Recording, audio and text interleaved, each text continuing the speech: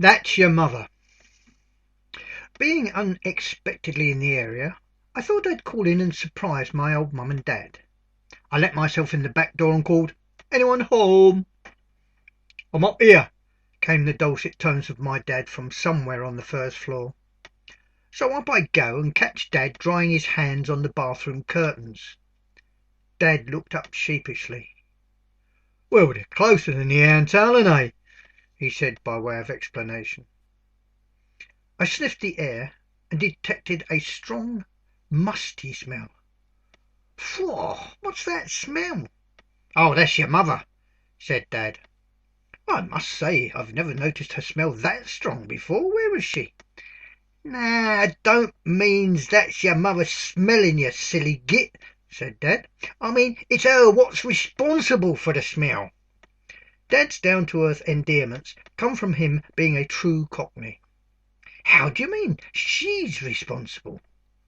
"Well, I painted the bog door here yesterday, didn't I?" "Oh, you mean the inside toilet," I interjected. "It's what I said, ain't it?" he asked accusingly.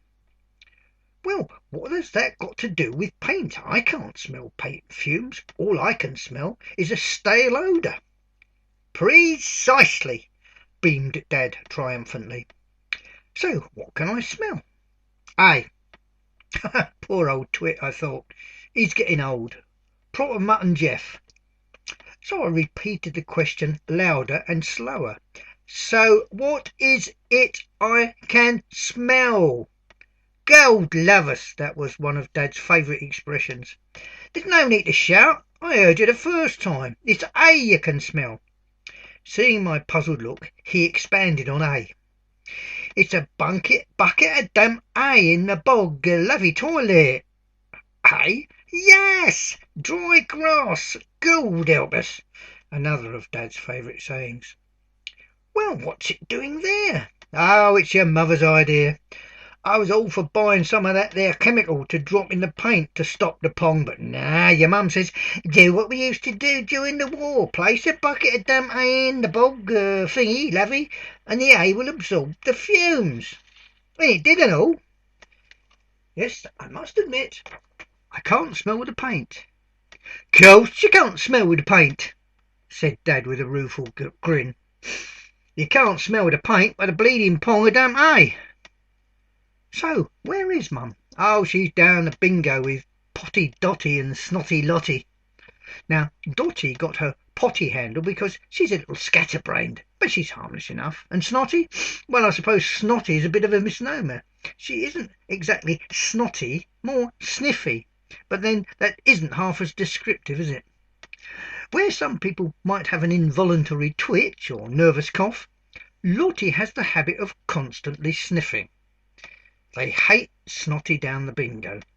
She distracts everyone within sniffing distance. I have a mental picture of the three of them entering the bingo hall.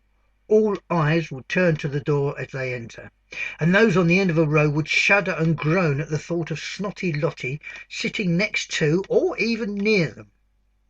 It isn't so much the fact that Snotty sniffs they resent, it's the fact that she has this knack of sniffing at the most inopportune moment, and they don't catch the numbers being called.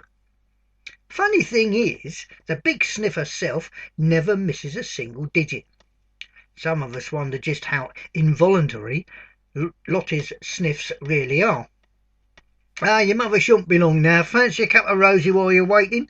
asked Dad. Inwardly I shuddered. East Londoners were famous for making tea so strong it would melt the whiskers on a gooseberry, but there was always the exception to the rule. You could read a newspaper through Dad's tea, it was so weak. Mum always said, "Harry, that bleeding tea's so weak it ain't got the energy to crawl out of the pot." "I'll make it if you like," I said. A few minutes later Mum came in with Dottie. I made them tea, and we all sat in the front room, little pinkies raised, drinking our steaming brew. As we sat there, I noticed Dot's nose twitch from time to time. Then she began to sniff the air. "Oh, give it a rest," said Dad. "You sounds like bleeding snotty. What's the matter with you?" "I keeps thinking I smell horses." "Horses? Yeah, that musty smell that used to hang around over the stables down by the dairy, just after the war.